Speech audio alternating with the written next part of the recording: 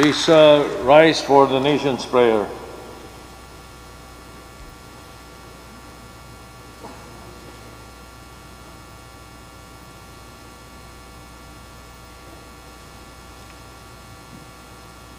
Makapangyarihang Allah, Makapangyarihang Ama, Makapangyarihang Ama, Makapangyarihang Ama, may gawa ng langit at lupa, bagamat kayo ang kataas-taas sa ngalan, kayo naman ang aming Diyos, na lubusang mga bagay, at ang inyong kapaitan ay walang mali. buong pagpapakumbaba kaming lumalapit at humihingi ng inyong kapatawaran sa aming mga pagkakasala sa isa't isa, sa aming pagwawalang bahala, sa kalikasan at sa iba pa ninyong mga nilikha. Hilumin ninyo kami ang aming mga karagatan at mga kagubatan, marapatin ng muling maging daliwan ng inyong mga biyaya. sapagkat kayo ay patuloy na namamayani sa lahat, maging sa salot na aming kinatatakutan. tulungan ninyo kami na mahanap ang lunas sa laganap ng pagdurusa. Mangusap sa bawat puso namin, muling ipadama sa amin ang inyong pag-aadya.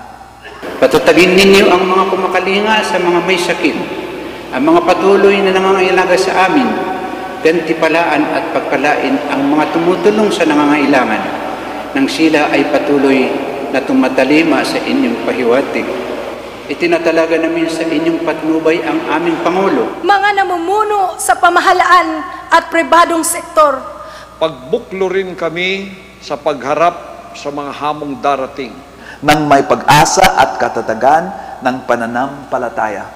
sa dulot ninyong laya at tagumpay. sapagkat kayo ang aming dakila at kamahangang Panginoon, at ang inyong kaharian ay walang hanggan. Ipinagkatiwala sa inyo ang aming bayan, sa inyong pagmamahal, hinihiling ang aming kaligtasan. Siya nawa. Please remain standing for the singing of the Philippine National Anthem.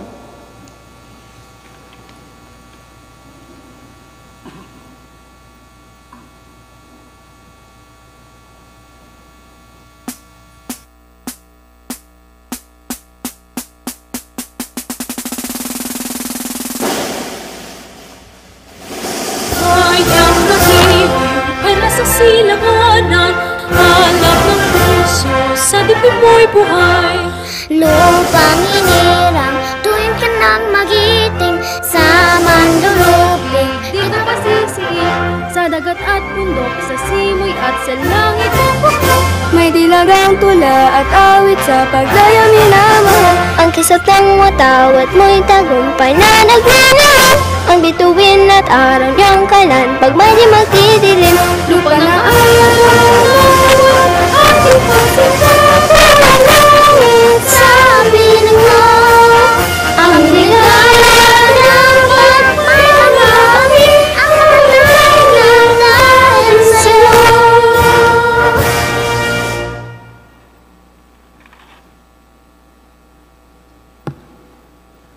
Ladies and gentlemen, honorable members of Congress, the President of the Republic of the Philippines, Rodrigo Roa Duterte.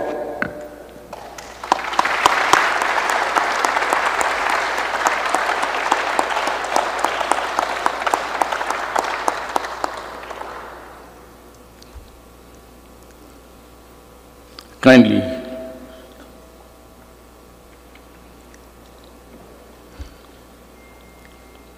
Senate President Vicente Soto III and the honorable members of the Senate, House Speaker Alan Peter Cayetano and the honorable members of the House of Representatives, Vice President Maria Leonor Robredo, former Presidents Joseph Ejercito Estrada and Gloria Macapagal Arroyo, Chief Justice Diosdado Peralta and the Justices of the Supreme Court, His Excellency Munter Mahfoud Salim Almantre, and the esteemed members of the Diplomatic Corps, Executive Secretary Salvador Mindaldia, and the members of the Cabinet, mga mahal kong kababayan.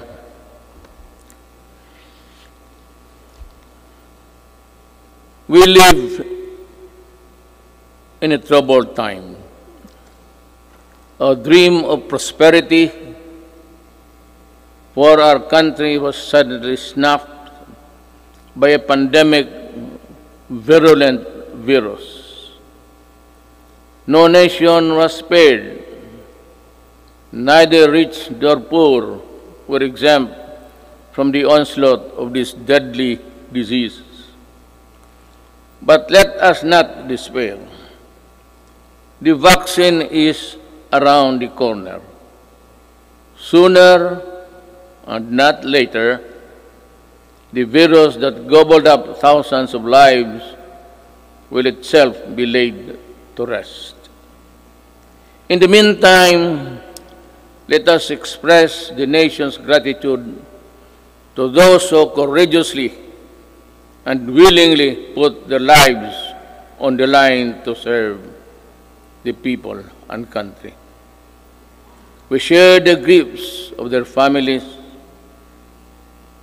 and no amount of tears can compensate their great losses. My countrymen, it is sad that while government focuses its attention resources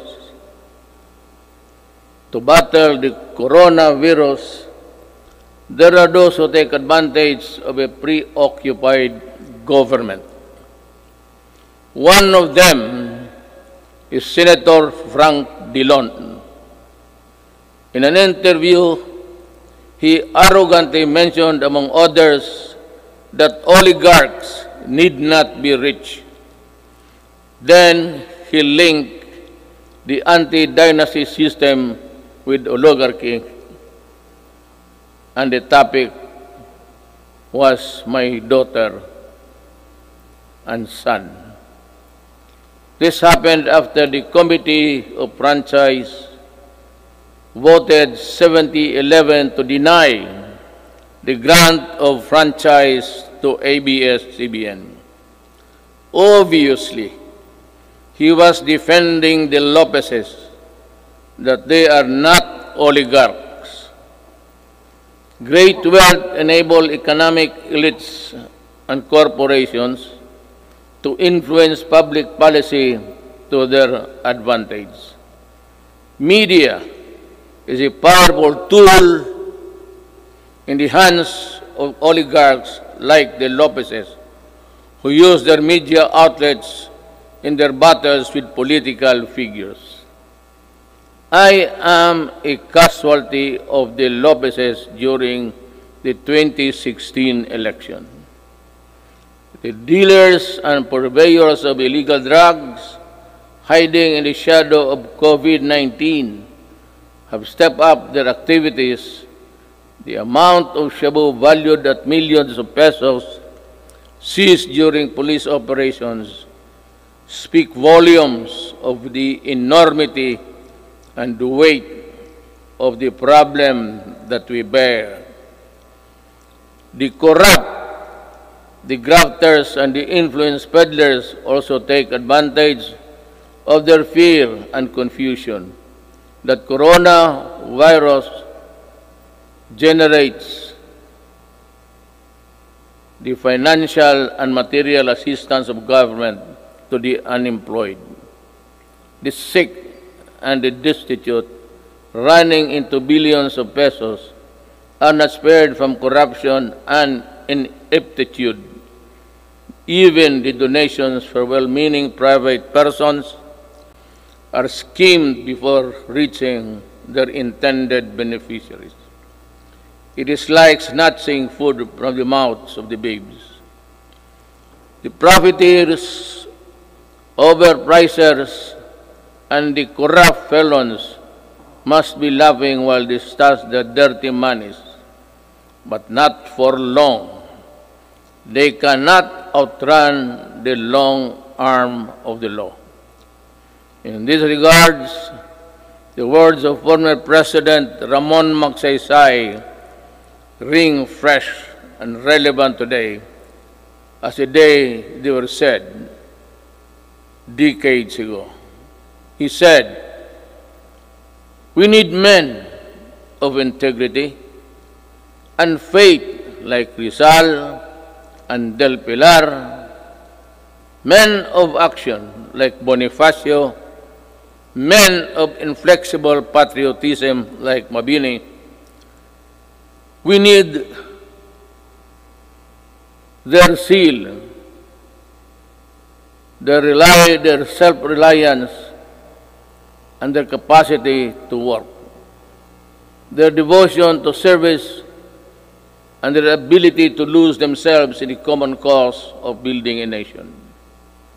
If we allow greed and self-interest and ambition to rule us, then, as stated by one prominent physician, we will be left with nothing better than the lesser evil instead of the greater good."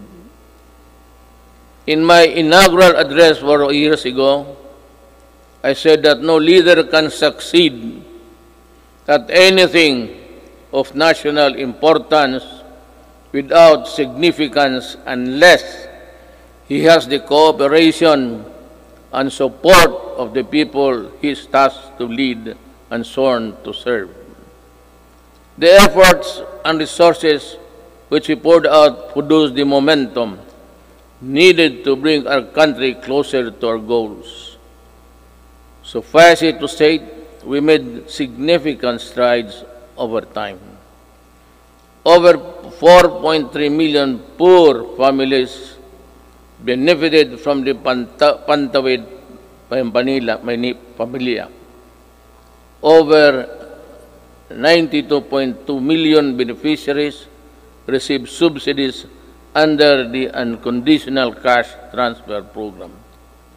We also made available tertiary education and universal health care. Public utility drivers were given assistance to the Pantawid Pasada program.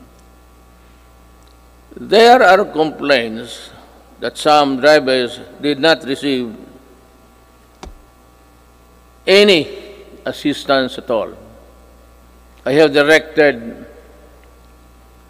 the SWD and DILG to look into this. I welcome the passage of the law postponing the barangay and sangguniang kabataan elections. The postponement saved much needed government funds and ensured the implementation of projects under the current barangay officials. In the hindsight, it also saved us from holding the polls while we dealt and continued to deal with the pandemic. The Malasakit Centers Act has proven to be a great help to our less fortunate citizens needing medical services through one-stop platform in government hospitals. We commend the initiative and work of Senator Bongo in this regard, as well as other significant pieces of legislation as of today. There are 75 Malasakit centers serving Filipinos all over the country.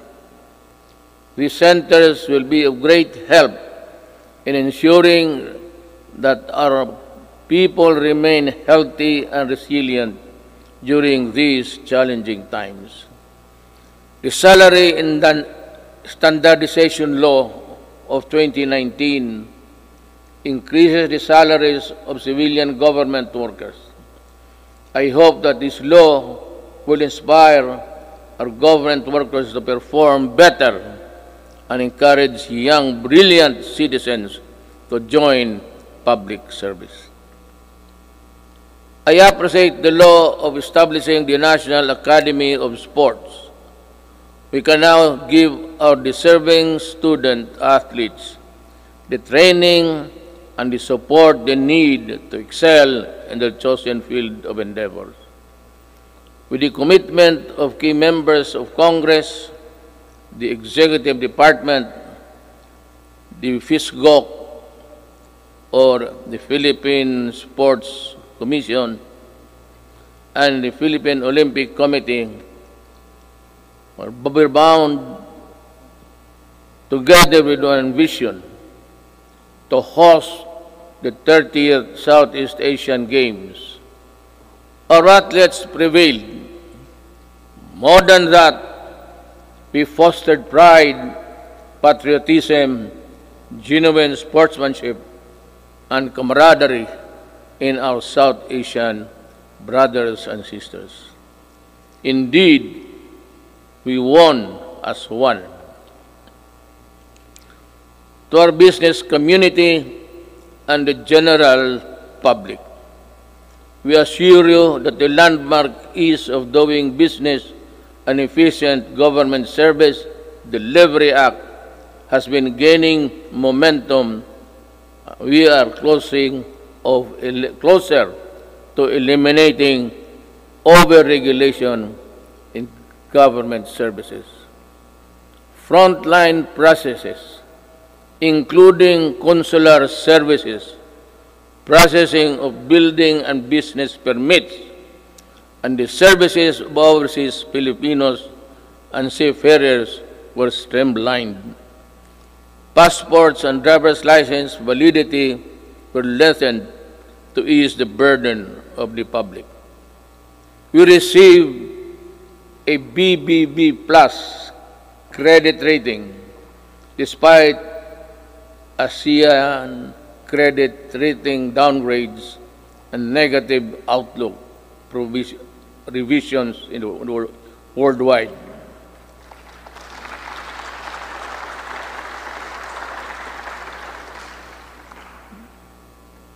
The Japan Credit Rating Agency upgraded us from BBB plus to A minus last month. Meanwhile, Moody's has affirmed and maintained the country's ratings at Baa2 rather.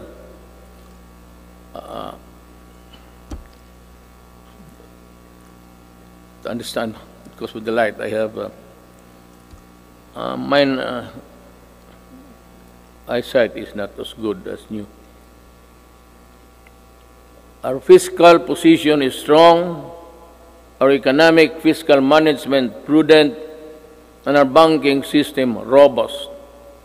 We are in a better position to weather the crisis caused by COVID-19 global pandemic. We have accomplished significant infrastructure projects under the Build program.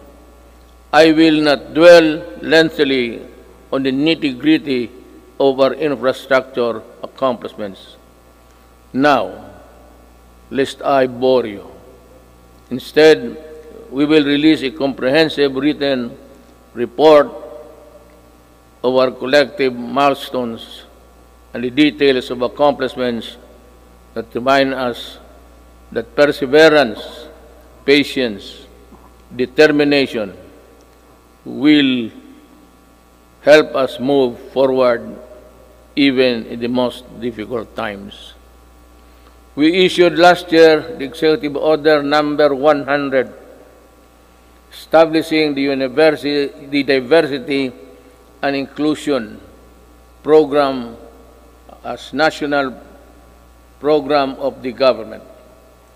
We want to end discrimination of persons on the basis of age, disability, ethnicities, sexual orientation, and gender identity and expression, and other character traits. My administration always believed that freedom from illegal drugs, terrorism, corruption, and criminality is itself a human right violation. Part of our efforts to uphold human rights is protection of the rights of children and the right against discrimination. Early last year, I signed Executive Order Number 92, creating the National Council Against Child Labor. Government efforts to protect the rights of children will be amplified to prevent, reduce, and eliminate any form of child labor. Our achievements along this line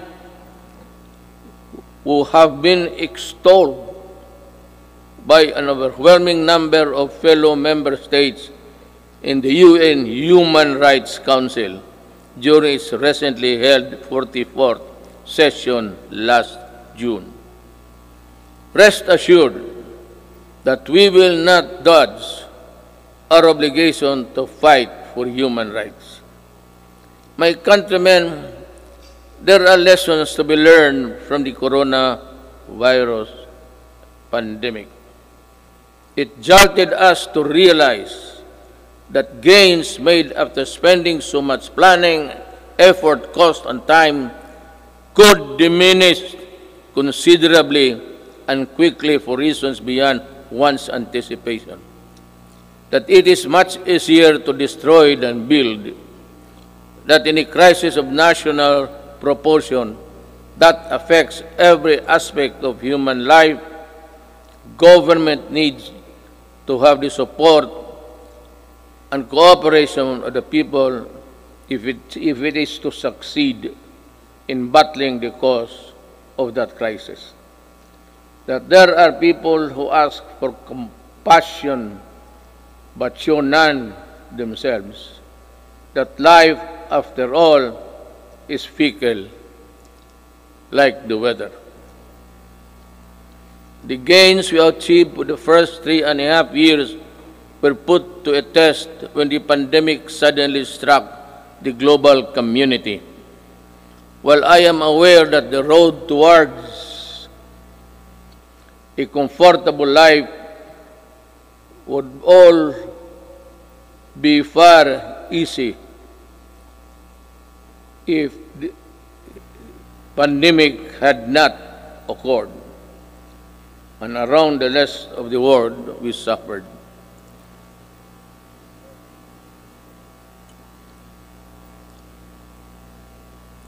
The global scale and socio-economic impact of COVID-19 pandemic has been unprecedented. Yet, in the throes of its global health emergency, we have been able to withstand the headwinds generated by this coronavirus.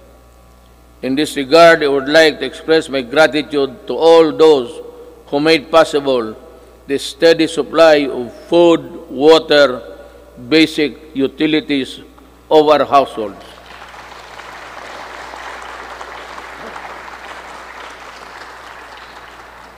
And the provisions of basic social services and financial assistance to our people. Our profound gratitude goes to everyone who helped keep our country's food supply chain running. The valiant soldiers, policemen, and security guards who kept peace and order in our community. The dedicated personnel who kept our essential establishment operational. You showed us kindness and selflessness. You gave us strength. You risked your own lives to serve the greater good in keeping the Filipino spirit of bayanihan.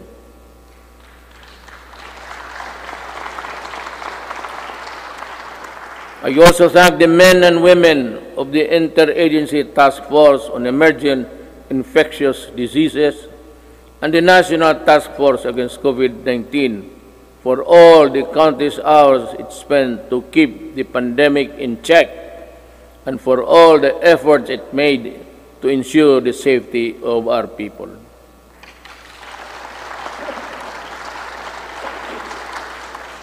Let me also recognize the efforts of the local government units that step up and initiated their own response measures to contain effects of COVID-19 and its impact to their constituents have been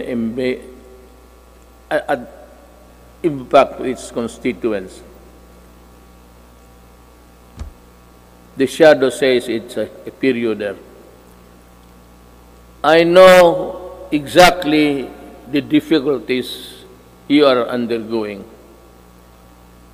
I pray that the officials of each LGU in our country, from the barangay to the autonomous regions, would set aside partisan politics and selfish interests to do what is right and good for all.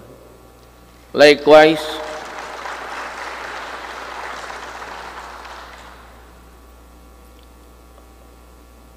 I likewise issued Executive Order Number 104, which imposed ceilings on retail prices of at least 133 drugs and medicines, and directed a continuous review of the retail prices of others. This proved to be providential now that we are facing a pandemic. To everyone who helped us in this time of great need, maraming salamat po.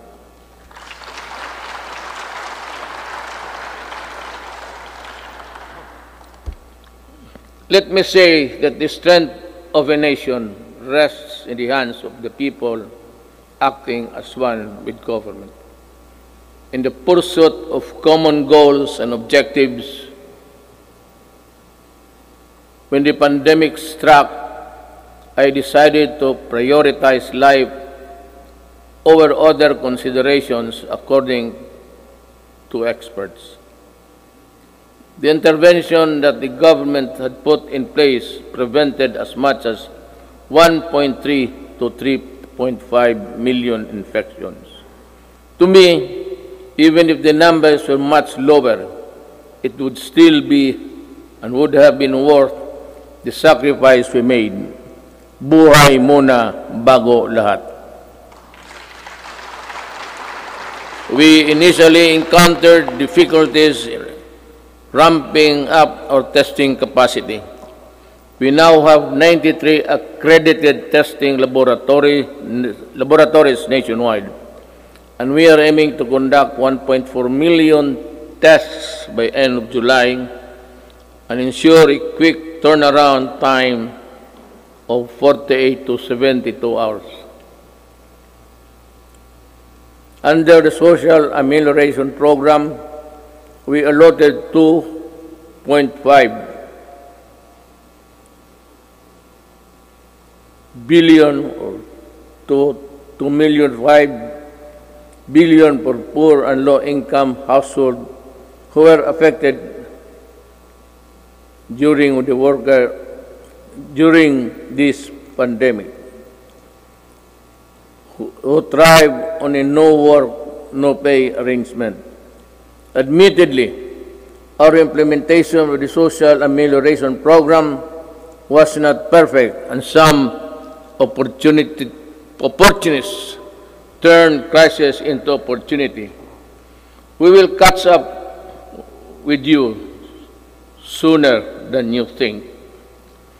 We came up with the COVID-19 Adjustment Measures Program, extended financial assistance to over 650,000 affected individuals in the formal sector, 110 OFWs abroad, and almost 83,000 repatriated OFWs were also provided temporary wage employment to displace marginal workers through the TUPAD project. Our indigent senior citizens were also provided with a stipend for the rest of the semester of the current year.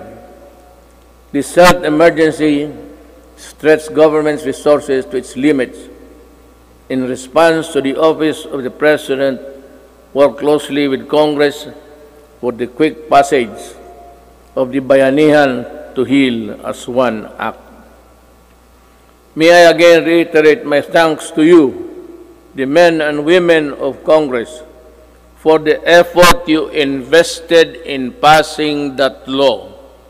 I hope that we can get some or the same treatment of clarity, purpose, and the fastness to support the passage of the Bayanihan Recover to Act as One, which is supplement funds for recovery and response against the impact of COVID-19 pandemic. We must facilitate the country's economic recovery. I call on Congress to fast-track the passage of the proposed measure, such as the Corporate Recovery and Tax Incentives Enterprises or CREATE Act. This immediately cuts the corporate income levy from the current 30 to 25% and give government flexibility to grant a combination of fiscal and non-fiscal incentives, among others. The Financial Institutions Strategic Transfer, or First Act, will set up mechanisms allowing banks and other financial institutions to dispose of and transfer non-performing assets and loans to asset management companies similar to the special purpose vehicles.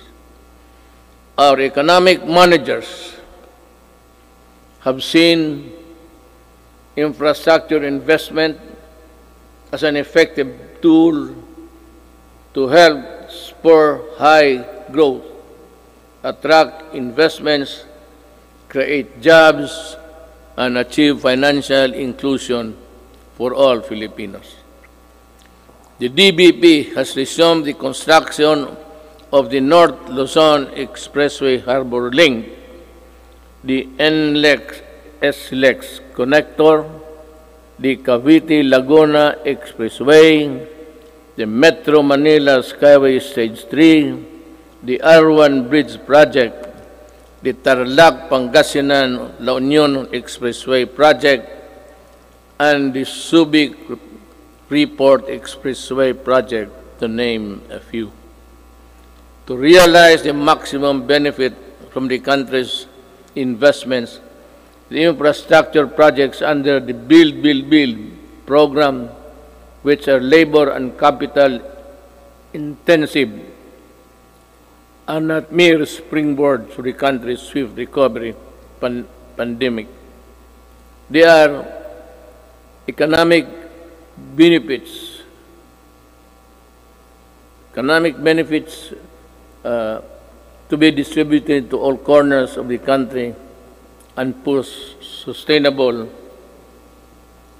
stability in the urban centers, particularly Manila.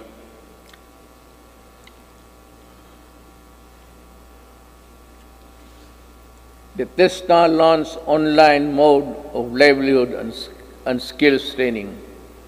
There are 71 free online training to help upskill trainees for the right opportunities. I asked TESDA to come up with special training programs to retool our OFWs so they can find employment opportunities here and at home.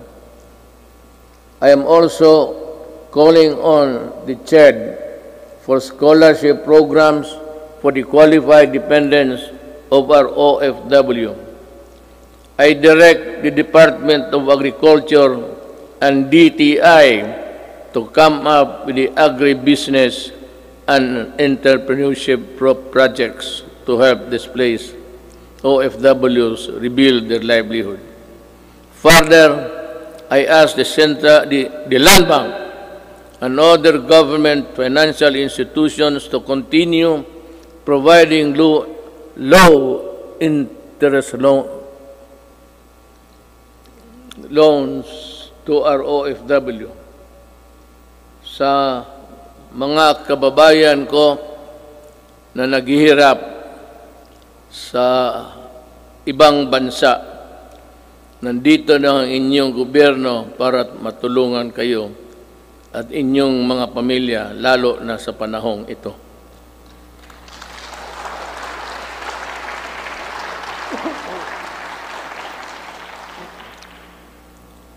The government will intensify its efforts to help businesses, especially micro, small, and medium enterprises, or MSMEs, by providing responsive government assistance and services capitalization and business operation support as we adapt to the next normal. Nananawagan po ako sa ating mga lessors.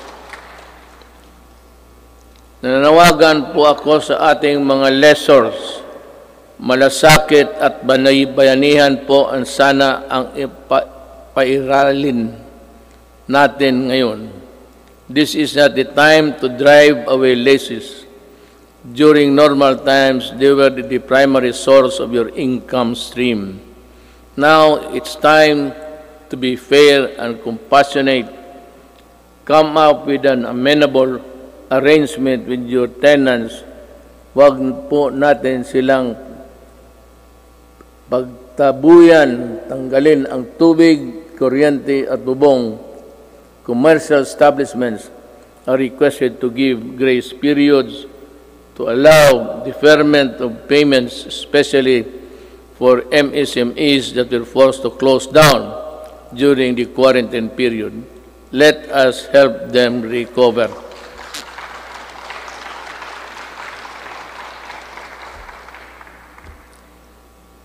We pump prime the recovery and rehabilitation of the MSMEs.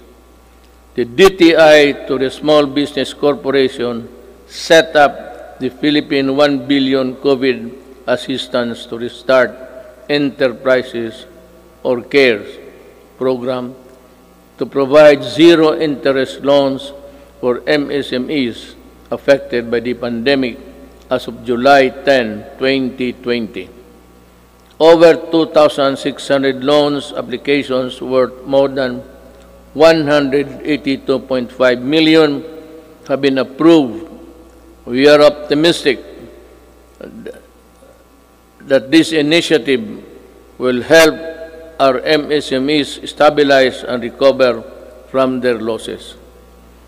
I also join the Bangko Sentral ng Pilipinas and the banks operating in the country to provide regulatory relief for our MSMEs and allow loan payment extension without incurring penalties and charges.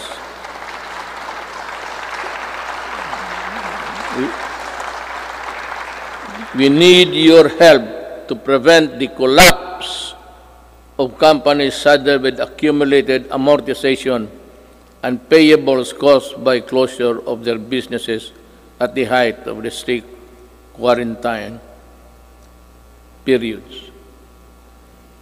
As we embark on this effort towards inclusive recovery, we should acknowledge that all forms of government support will go to naught if the new MSMEs do not thrive because of lack of consumer support.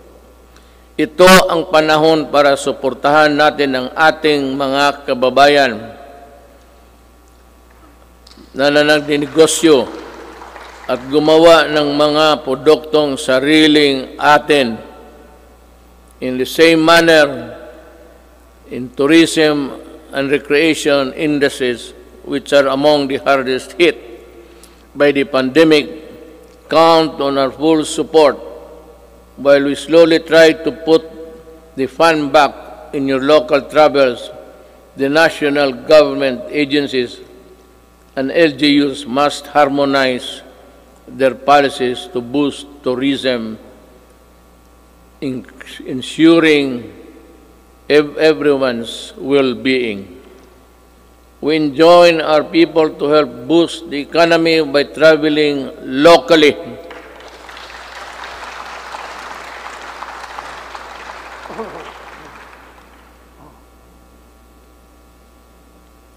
Local na lang. Once the necessary system are in place. The DOST offers its enterprise technology upgrading program to enable businesses to access training that will help them transition to online and contactless operation. Now more than ever, we need to protect our consumers. I direct the Department of Trade and Industry to ensure the empowerment of Filipinos on consumer rights and coordinate strategies between public and private organizations in building a fair, safe, resilient, and sustainable economy. There are welcome developments for commerce and industry, but major economic activities take place in borderless environment with the meager regulatory controls. They expose consumers to various risks related to security, data, privacy, and misrepresentation. We must patrol the country's cyberspace and enforce online consumer and data protection and privacy laws. We must run after online scammers and those undermining the people's trust on the online transactions. We must continue to protect Filipinos in the normal and remind the world that we are responsible stewards of data. I am committed to protect both physical and digital lives of our law-abiding countrymen.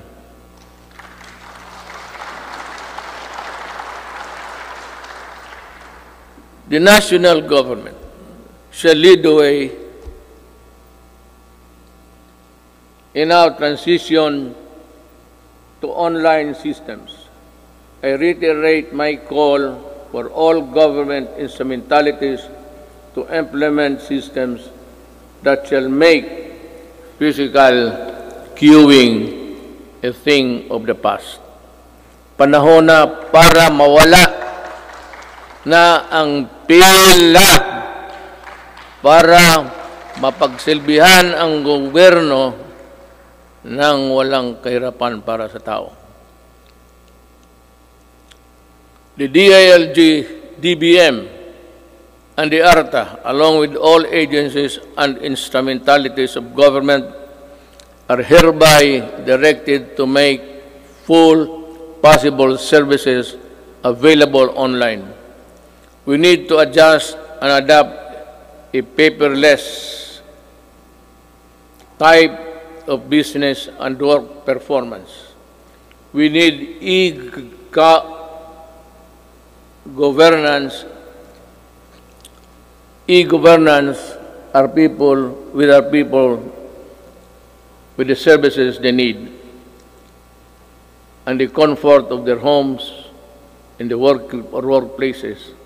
It will enable us bureaucracy to better transition into the new normal and cut red and minimize red tape. Until the COVID-19 vaccine is available, I will not allow the traditional face-to-face teaching or learning unless the risk of exposure to the sickness are eliminated. I cannot and will not put to rest the health and lives of our students and teachers. About 2 weeks ago, I seem to have said that I would allow the face-to-face classes to resume. But we were talking actually of January, because my thinking is that by September, we would have the vaccine. How to get it from the producers or from other governments is really something which we have to deal with, because everyone, it's a global need, and everyone will go for it. But let me just mention it in passing that about 4 days ago, I made a plea to President Xi Jinping that if they have the vaccine, can they allow us to be one of the first, or if it's needed, if we have to buy it, that we will be granted credit so that we can normalize as fast as possible. Life that is lost is lost forever. Causes that are not substantial can be supplemented. Education that is delayed can be recovered. We must implement online learning, modular learning, and TV and radio-based broadcasts, which students coming from different backgrounds can avail. DepEd will provide the printed modules for those who cannot afford online learning. In support of the learning continuity program through blended learning, we plan to increase the number of schools with ICT equipment in the coming months. The DepEd and the DITC are building up the public education network or PEN that will connect all public schools and DepEd offices nationwide. We will prioritize the connection of all last-mile schools and those who, with no electricity supply, can have it via satellite and energized via solar panels. By 2022, before I step down, the PEN shall be realized.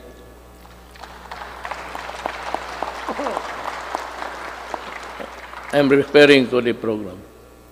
I will do it.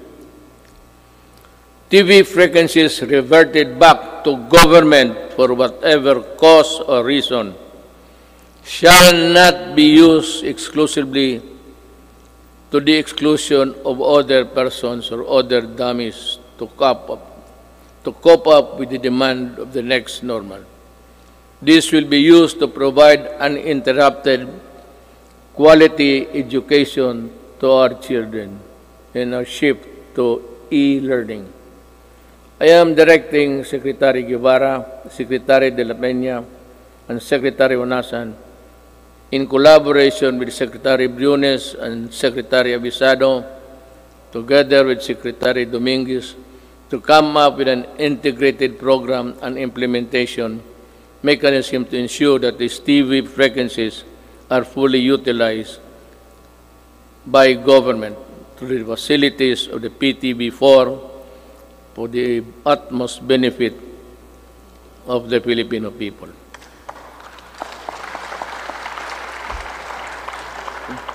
Let me just allow me to segue a little bit. For the remaining 2 years of my term, all that is good that belongs to government, whether it be the airwaves, whether it be the lines, or whatever that is good for the people, will belong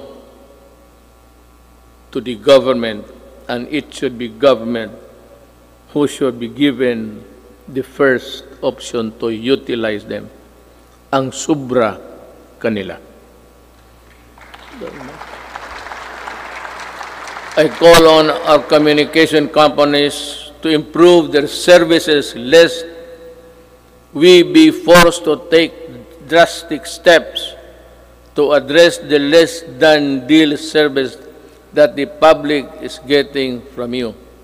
Alam mo, sisingit na lang ako dito. I am sometimes you are a government pictured to be weak and incompetent because we cannot really force our mandate.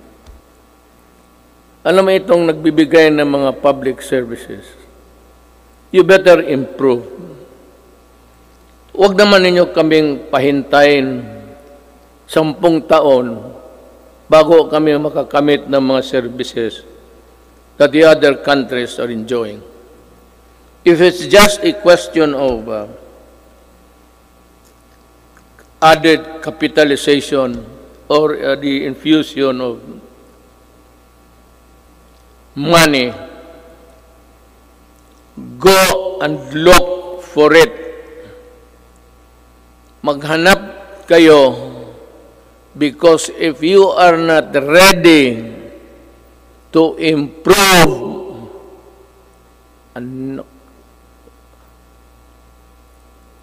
I might just as well close all of you and we revert back to the line telephone.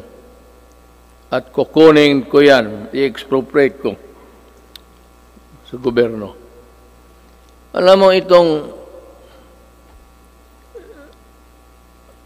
I'll be straight, smart, pati itong globe, ilang taon na ito? At ang sagot palagi sa akin, the party cannot be reached. Nasaan pala pumunta yung yawa na yun?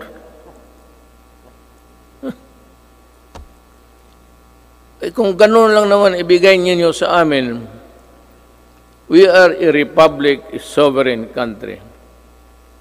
Bear that in mind, because the patience of the Filipino people is reaching its limit. At I will be the one to articulate the anger of the Filipino people. And you might not want what I intend to do with you. Kindly improve the services before December. I want to call Jesus Christ to Bethlehem. Better have that line cleared.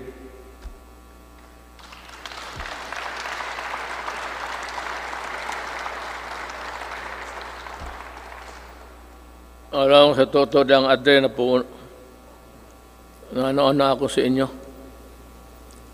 I have been a citizen of this country and parang nilalaro lang ninyong, kayong may pera.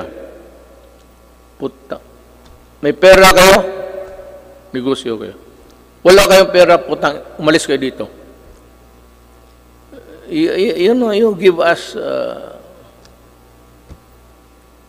half deals, half cooked transactions, lousy service. Tapos ang tao nagbabayad. Tell us now if you cannot really improve on it, because I will work. By December, I have 2 years. The next 2 years will be spent improving the telecommunications of this country without you. I will find a way. I will talk to Congress and find a way how to do it.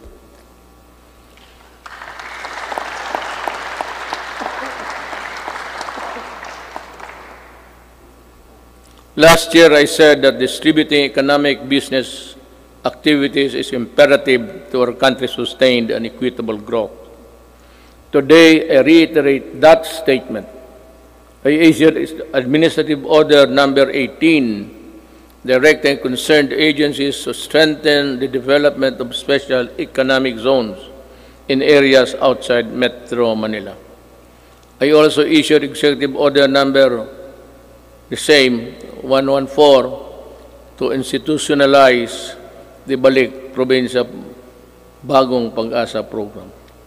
This consolidates and refocuses existing economic and social welfare programs, activities, and projects toward the countryside. It is also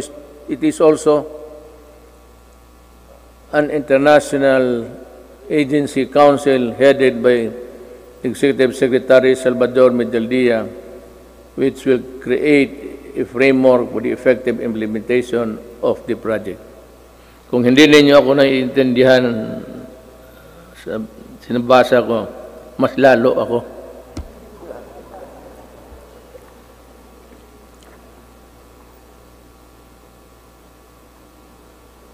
In 2021, we aim to increase access to healthcare services by continuously hiring and deploying more than 20,000 health professionals.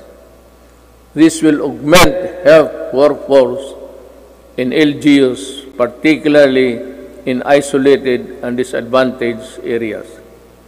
We will implement projects to establish and improve barangay health stations, rural health units, and other healthcare facilities. And we will need to address internal security. We are pursuing a whole-of-the-nation approach to bring peace and order, development in the countryside. We need to provide intervention and implement the Barangay Development Program. This will provide cleared and threatened communities. This refers to a program where the armed forces would play a vital role in the One Nation approach. This is what it's meant by this. And that every agency of the government, including the armed forces of the Philippines, should participate. And I am aware of the skirmishes and the assassination of our soldiers. And I said, correct this so that we can proceed with the barangay implementation as fast as possible. We have made significant strides in the past 4 years, but we need the support of local government leaders. We need your help to implement the Barangay Development Program. Certain sectors expressed concern when I declared martial law in Mindanao and its extension 3 times. But 2019 ended without my office requesting any further extension. Martial law in Mindanao ended without abuses by the civilian sector, by the police, by the military. And ended because this time I know that they know how to love the country. I thank Congress for the support to these administration programs. Congress has been very productive, but much more remains to be done. You know, actually, my speech, if we followed it carefully, it's all a plea to Congress to do this, to do that, to make a law or craft a whatever. And this one, I strongly urge Congress to pass a law establishing the Department of Overseas Filipinos solely on addressing the concerns of Filipinos abroad and their families. I reiterate this swift passage before this. Kawawa kasi itong ating mga overseas. If it's only an office there in the Labor Department, they are overworked or for whatever reason, their needs, their pleas are not really attended to with dispatch and with care. Yung OFW, pati itong ano ngayon, ito yung sinabi ko kanina, I will go for it. We will need it to help them. I reiterate the swift passage of a law reviving the death penalty by lethal injection for crimes specified under the Comprehensive Dangerous Act of 2002. I did not hear so much clapping, so I presume that they are not interested. Wala ka?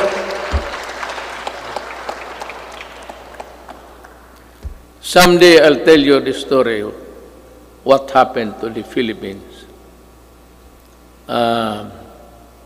Hindi ngayon. But when sabihin ko sa inyo ang totoo, bakit nagaganito yung droga ng Pilipinas?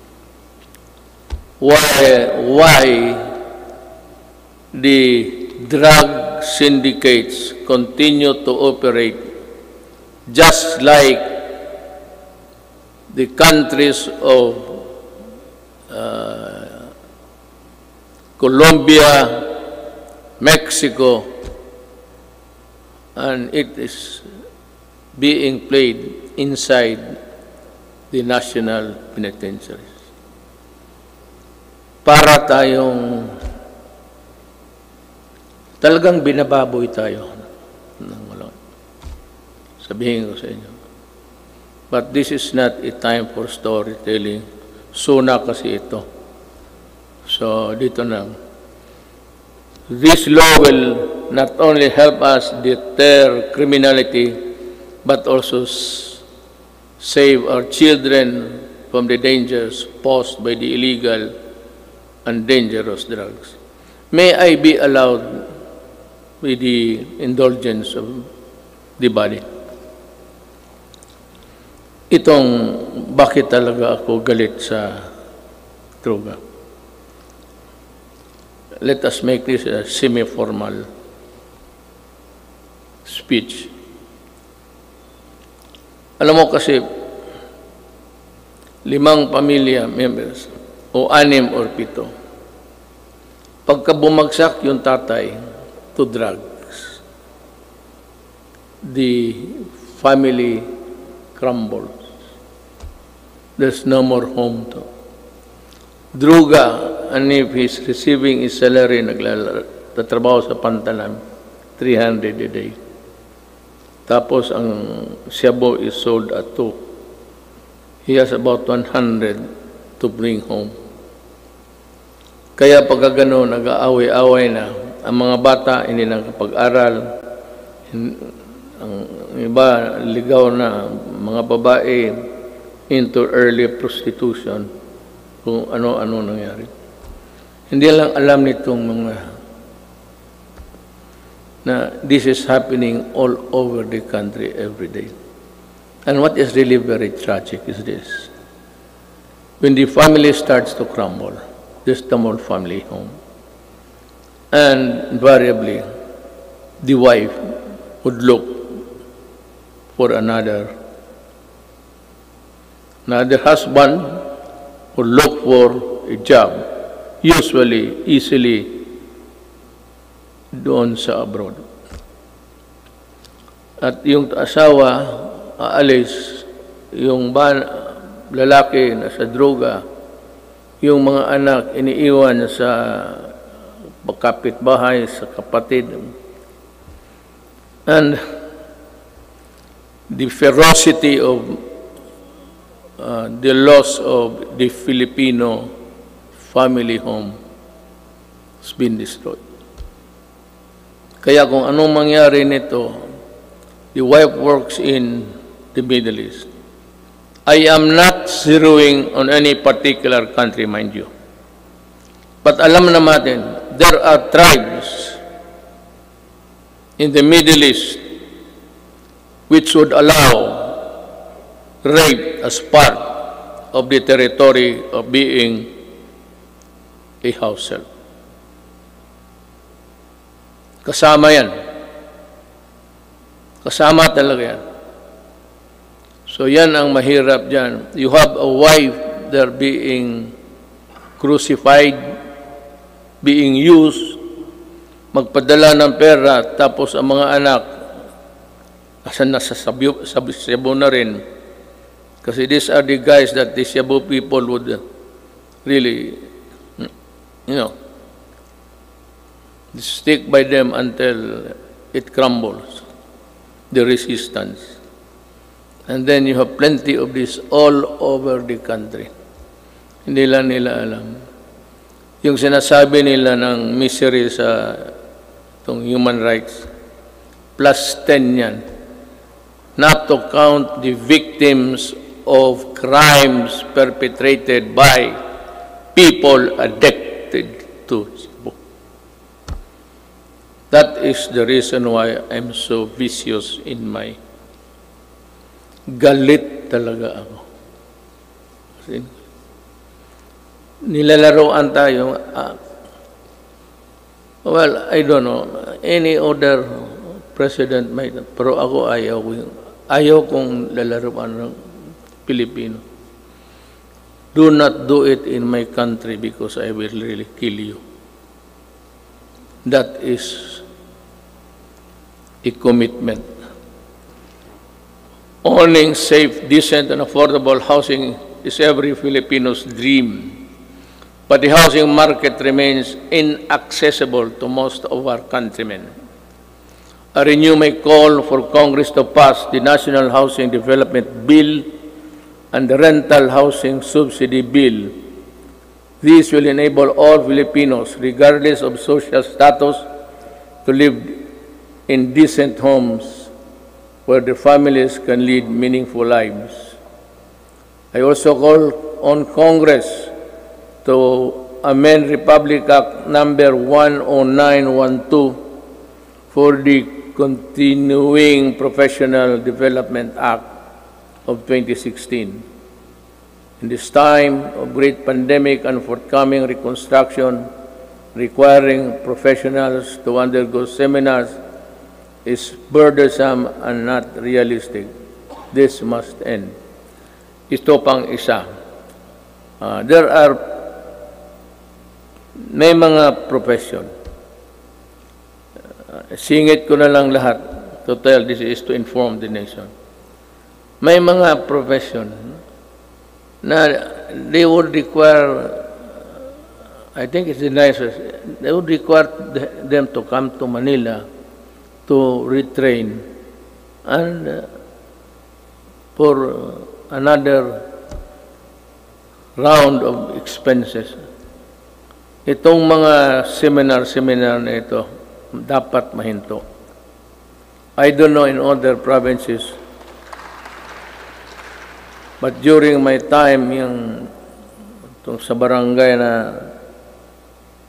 barangay expeditions ng mga opisyal, hininto ko rin yan.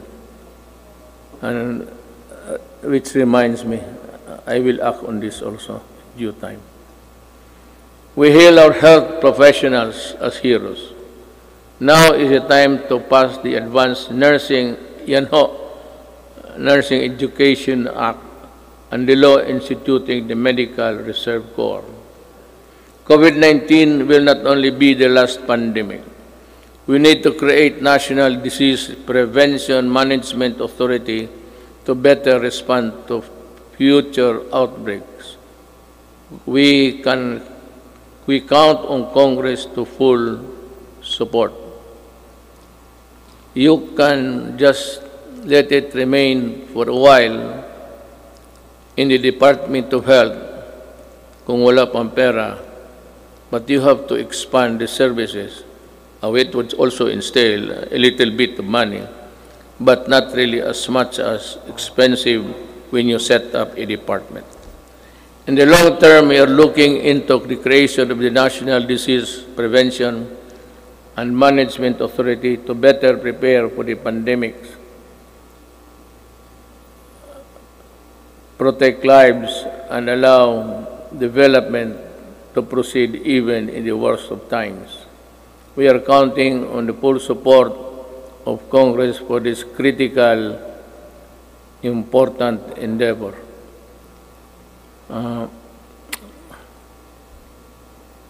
I don't know, but I leave it to Congress to really. It's another department. There seems that it could be a multi-layer, redundant thing between the health and the proposed department. I call on Congress to prioritize the passage of a law for the unified system of separation, retirement, and pension, and of the military and uniformed personnel, without, however, diminishing the benefits that our uniformed personnel are entitled to under existing laws. There is a need to adjust the pension system, which will be applicable only to the newly hired uniformed personnel, so as not to cause a ballooning effect against the budget of the military in the years to come, and yet maintain the pension benefits those already in service under the present law. This issue needs a solution now. Umpisahan natin ngayon para hindi na maging problema sa sunod na mga taon.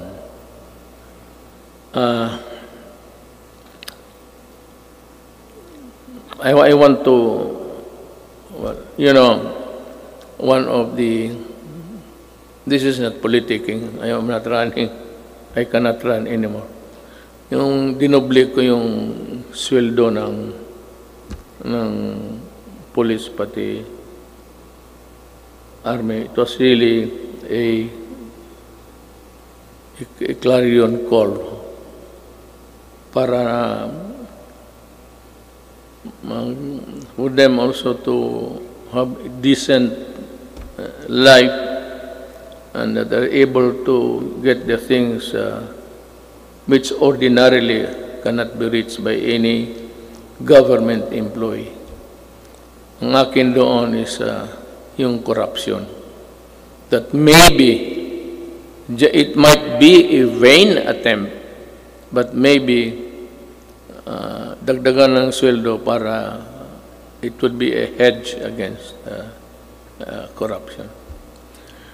We must also modernize the Bureau of Fire Protection and the Bureau of Immigration with urgency. Alam mo, sa Davao, and if you go there, I can show you. One of the serviceable trucks, fire trucks, that we have in the city of Davao. Of course, ang city meron ng sarili, aside from the Bureau of Fire, which is really national.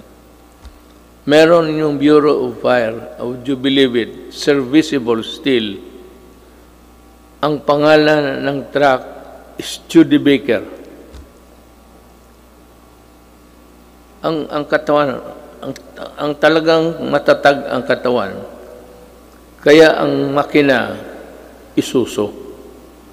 Pero okay pa rin. It can put out. Totoo. This is how this Bureau of Fire issue medyo na overlook natin ng matagal. I emphasize the creation of the Department of Disaster Resilience and our people's safety, which cannot be delegated to any council or commission. Equally important is the establishment of evacuation center in every city, province, municipality throughout the country. We must act before another major disaster shakes into action. Problem is disaster and even a fire. This cannot be made a study for projection when the earthquake would suddenly come and make a big crack there. Hindi natin alam talaga. Ang ibig kong sabihin, this will require more than just one brainwork kung paano talaga itong how to prevent or avoid disaster. It would be, by the way, just before starting, I was tempted to say it, pero baka magtindigan kayo. It will be all right for me if Bongo will just stay. Wala akong problema. Sabi ko na this piece of speech of mine would be one of the longest sonas that I will deliver. Nakita ko yung page pagbigay sa akin. Yung ibang input akin. Pati yung iba lahat. Ang nangyari po, binalik ko sa kanila. Make it short. Pagbalik sa akin, mas makapal na. Nandyan na ngayon. Ito na ngayon. The responsible extraction and equitable distribution of natural resources remain among my non-negotiables. I reiterate the need for the passage of the National Land Use Act, which has been pending for decades. Pakisilip lang ho ninyo yan.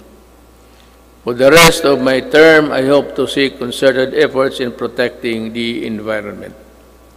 The rehabilitation of Boracay Island showcased our resolve to safeguard the environment.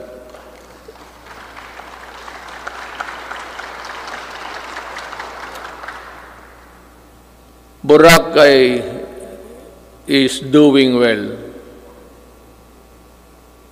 because of its scenery. If it's only a coconut and a black sand, white sand and water, wala yan.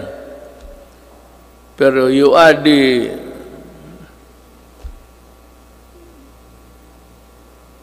visitors there, then it becomes a very tempting destination. We have seen remarkable emergence of the island back to its former glory. I want this sustained. I ask Congress to enact a law creating, importante ito, the Boracay Island Authority, or BIDA. We need it. I cannot stress enough the importance of agriculture. The growth of our economy depends on a robust agricultural sector. We must utilize the coconut, we must utilize the coconut levy for the welfare of our coconut farmers and the development of our coconut industry. I urge everybody, both of the executive department, pati ito, that ito yung pera na nakuha doon sa sequester. And itong perang malaking ito, gagamitin ito for the welfare of the farmers. The problem is, we can no longer trace Who are the farmers of yesterday? Marcos is a distant star. We do not know. Ako alam ko because we had a little piece also that was covered by the land reform. Hindi na natin malaman kung sino ang may-ari. So I think Congress should look again and try to sort out how best the money can be utilized. I will not make any suggestion, but I leave it to Congress to decide what to do with it.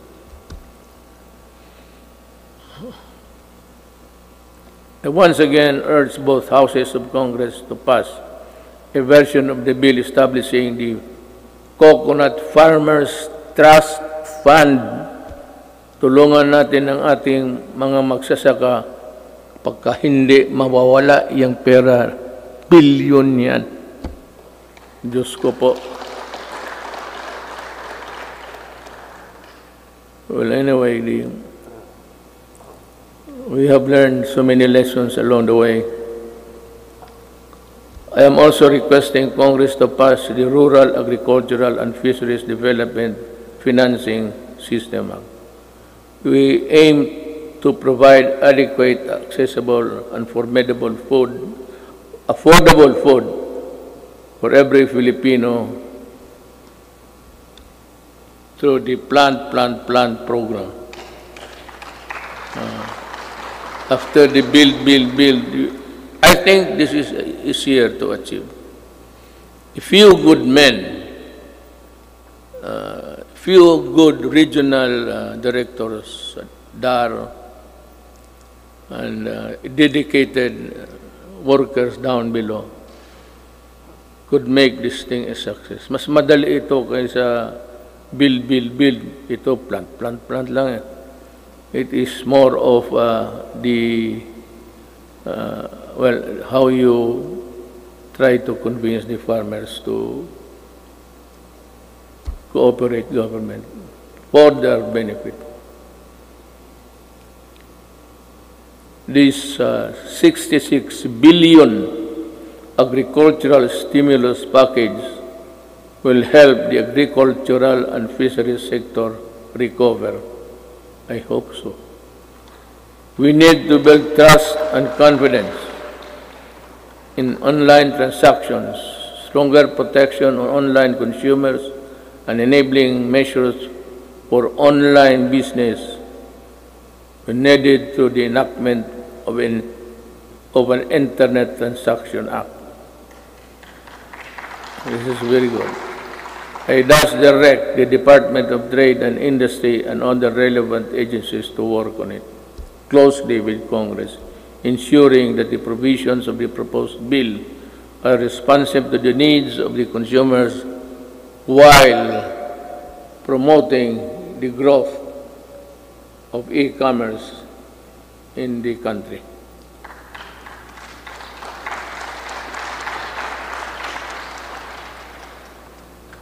If you are tired of clapping, you just say so I can make a shortcut. Pabilisan lang yan. On the path of better governance, we travel with other partners, both old and new, have helped bolstering the antiquated public health system, for bringing home or laid off Filipinos overseas, for filling in supply gaps for crucial medical supplies and equipment and staple food. For these and many more, the Philippines thanks all friendly nations. We will never forget your kindness and your timely support. Within ASEAN and beyond the Philippines, we will continue to work with partners to address global perils and ramp up cooperation to secure for our peoples greater peace, progress, and prosperity. The Filipino nation claims its rightful place in a community of sovereign states. Thus, we will continue to pursue an independent foreign policy. Let me be very clear about this. may I cut my prepared speech? Alam mo, I read a little over 3 weeks or last month na the Americans intends to go back to Subic. I'll just put on record my thoughts. I have nothing against America. I have nothing against China. But if you put bases here, you double the spectacle of a most destructive thing. Just like Manila during the Second World War, during the retaking of this city, it was one of the most devastated cities in the world. Ay ang maglagay-lagay ka ng base at this time. This will ensure, if war breaks out, because there would be atomic arsenals brought in, this will ensure the extinction of the Filipino race. We work without fail to protect our rights in the South China Sea, neither beholden nor a pawn to anyone. We broaden the boundaries of Philippine diplomacy. We build productive ties with everyone willing to engage us on the basis of equality and mutual respect. And we redefined our relationships with our most important partners, placing the country in a far better position to advance our interests in an evolving regional order and emerging global problems. Now,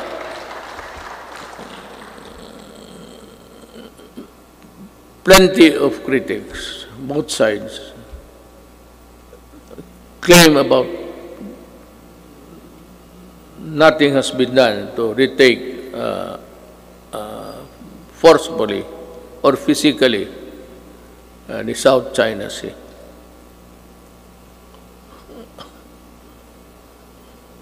Alam mo, unless we are prepared to go to war, I would suggest that we better just call off and treat this, I said, with the diplomatic endeavors. China is claiming it. We are claiming it. China has the arms. We do not have it. So, it's simple as that. They are in possession of the property. You remember property, you're a lawyer, property rights. They are, it has nothing to do with the Philippine laws on property. But it's akin to, they are in possession. So what can we do? We have to go to war. And I cannot afford it. Maybe some other president can, but I cannot. Inutil ako dyan, sabihin ko sa inyo. And I'm willing to admit it. Talagang inutil ako dyan. Walang magawa. I cannot. The moment I send my Marines there at the coastal shores of Palawan, tinamaan ng cruise missile lahat yan. Hindi pa nga set sail yan eh. Sabog na.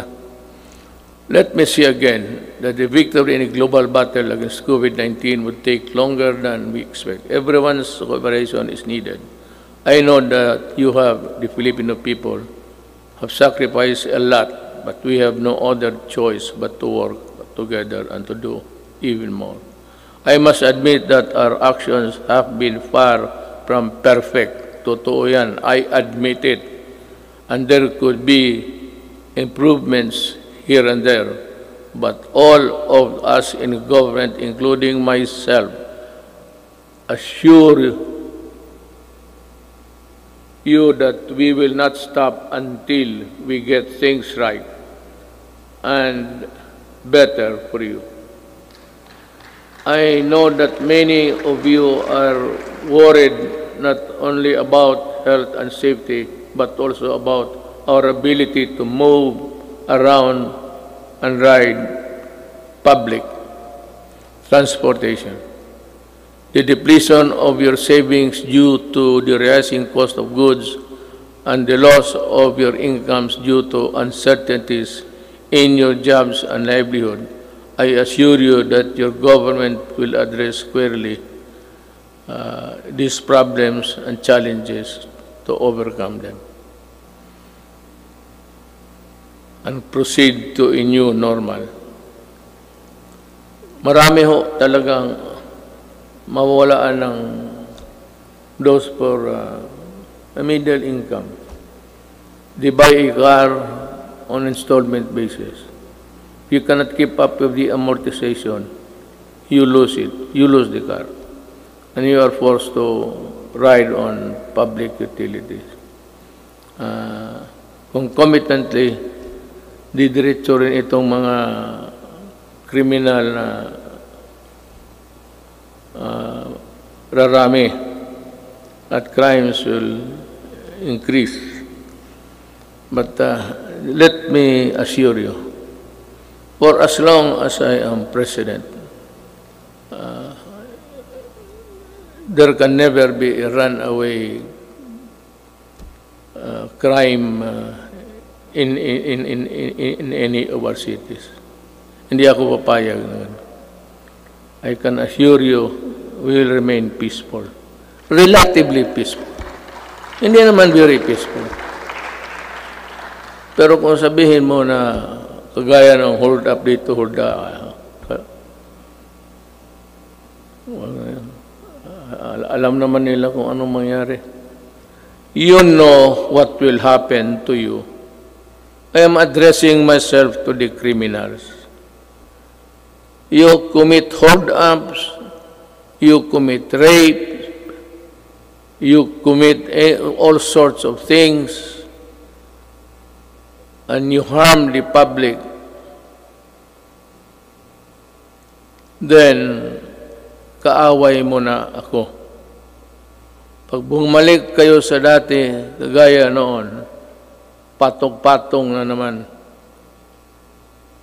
ang patay dito. Sigurado, hahanapin ko kayo. Do not ever go back to your old ways. Maghanap na lang kayo ng anong trabaho dyan. Magtiis kayo. To open up the economy to pre-COVID-19 levels at this time is not an option because whatever good it can produce will only be gobbled up or be outweighed by the bad it will generate sometimes. Haste makes waste. The recent upsurge of infection, when you open little windows of resumption of business, is proof of that. I am happy that I have talked to you today. You know, in other places, they opened up too early, too soon. America is one. China, well, fortunately, it was arrested on time. China and the rest, for those who open up, and those who do not follow the protocols of at least the World Health Organization, they are suffering. And they have at least 140 deaths. And America, kukulang sila lahat. No nation on earth was really prepared for COVID. No amount of preparation because that kind of microbes visits about once every 100 years. Wala man yung mga tatay natin. What they suffered was the Second World War. But tayo, we are not ready and therefore will not gamble with the lives and health of the people. Certainly no one would want to end up in the negative side of the equation. Not me, not us. All I ask is that you continue to put your faith in your government and work with us in achieving what is best for the country and our people. Together, let us do, mahirap basahin kasi dito, the most that we can to ensure that is health, safety, and well-being of every Filipino, especially those severely affected, are taken care of. Together, we shall fight this pandemic with the same fervor as our campaign against illegal drugs, criminality, insurgency, and corruption in high places, and entrenched parochial interests. As a government worker, I am addressing each and every Filipino that the government cannot do this without your help. More than ever, we need to reinvigorate the deep-seated Filipino spirit of pakisama and malasakit within each and every one of us. We are being tested as a people and as a nation. Worse times loom ahead, but I do hope that this spirit of solidarity and unity will serve as a drumbeat to which we shall march in unison in our quest for the light at the end of the tunnel. I appeal to each and every Filipino, let us take care of one another.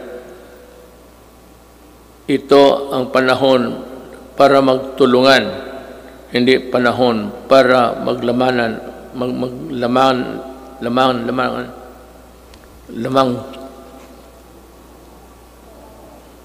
mamang dila ko. Hindi maglamang at pagkakaisa. My faith in the Filipino innate patience, resilience, and determination to bounce back is unwavering. Let us share our blessings with those who have little and those who have none. This is the time to bring out the best in us. The woes that weigh heavily on our shoulders may bend our back, but they shall not bend or break our spirit. From the rubbles of adversity, a more resilient and stronger nation, built on bayanihan and pagkakaisa, shall rise. Together, we shall overcome. Before I pardon the time, but it was really the allotted time for my speech, I would just like to give a statement between us sa gobyerno kung hindi tayo nakakaintindihan. You know, Drilon extended, he was defending. I would like to ask Drilon, were you a part of Accra when this contract of Ayala Water was being drafted? And why are you fumigating? Bakit kasi ikaw lang ang galit? Nasabi mo na dynasty. You are a hypocrite. You know that you cannot pass an anti-dynasty law. Ikaw nandyan sa Congress, ikaw ang mauna dito. But you know, to take it against me for protecting my country is something which I really resent. Alam mo, you describe using the dictionary the synonym ng mga oligarchy, kung ano. Then you proceeded to characterize everyone, every every name and then said that oligarchy is not bad at all because not all oligarchies are bad. True. But ito, to my countrymen, the oligarchy that exists in this country is the oligarchy that existed during the Spanish time. And the Spanish lands and the friar lands and all the benefits that were passed on to the insulares who did not go back to Spain or to the Spaniards and into their... But that was long ago. It has been forgotten. This is the oligarchy that controls the Philippines. By what? By taking control of the water and the electricity and power. Yan ang oligarchy mo, Drilon. Wala nang oligarchy dito except that they have control. Look at how can you now craft a new contract? Because I would insist that you pay the billions and billions that you collected. For example, water treatment. Oh, nandyan sa kontrata. It's in the billing. They've been collected. Since 1997. Ilang bilyon na nga wala ni isa. Not even a faucet was built for a water treatment facility. Yan ang mahirap sa... You do not protect the oligarchs here. You are the one. Ikaw lang mag-isa. And I suspect that you were also the one or help when you were there in the Accra. We do not even know ang mga abogado sa public documents. Hindi nga alam.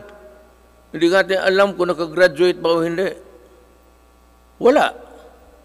Would you think Ayala would get the services of those? Ayala got Accra. Accra did it. Ikaw galing ka doon. Most of you, more successful lawyers sa corporation. You handle big corporate. Yan ang mahirap. O, bangga tayo dito. Hinawakan ninyo eh. Hindi ka pwede kayo. Kita mo, noong nag-increase, walang tubig, pinuputol yung tubig. Ang tao, bumigay kasi hindi pwede yung tayo hindi maligo. Hindi uminom.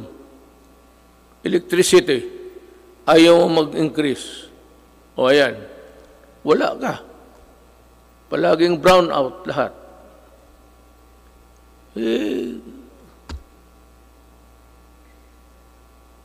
I'm sorry, but I have to say this to you. I do not like it. It's not the time for it. But since it is the time for the SONA, for people to know and people to really get the facts, then, and the right of the people to be heard. Tayo na naman ang tao magsano. Hinawakan ninyo yung tubig, pati electricity. Yun ang oligarchy. Kaya ako sinabi ko noong kumpanya, corruption is not here. Yung mga customs, maliit yan. It's there upstairs. And I was really unprovidential. Dumating yung panahon na hindi ko hiningi. Then I saw the contract. Nung nakita ko yung contract na. Tsaka yung linya na yung choice, yung linya ng it belongs to government. The best of the transmission lines, whatever, government gets it first before anybody else. Thank you. I am true.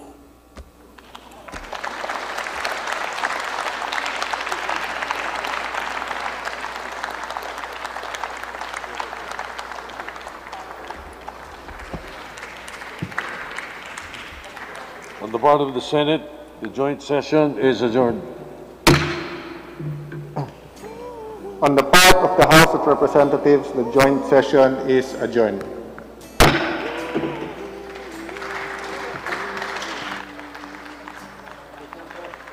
Ikaw umaatras sa sakit na marahas. Kailangan mong magpalakas para sila'y mailigtas. Buwis ang iyong buhay, handang matanggap pag ika'y mamatay. Asawa't anak na hindi masilayan, pamilya mong iiwang luhaan. Masdan nyo ang mundo, isip ay mulat, magigising lahat, paglaban nyo.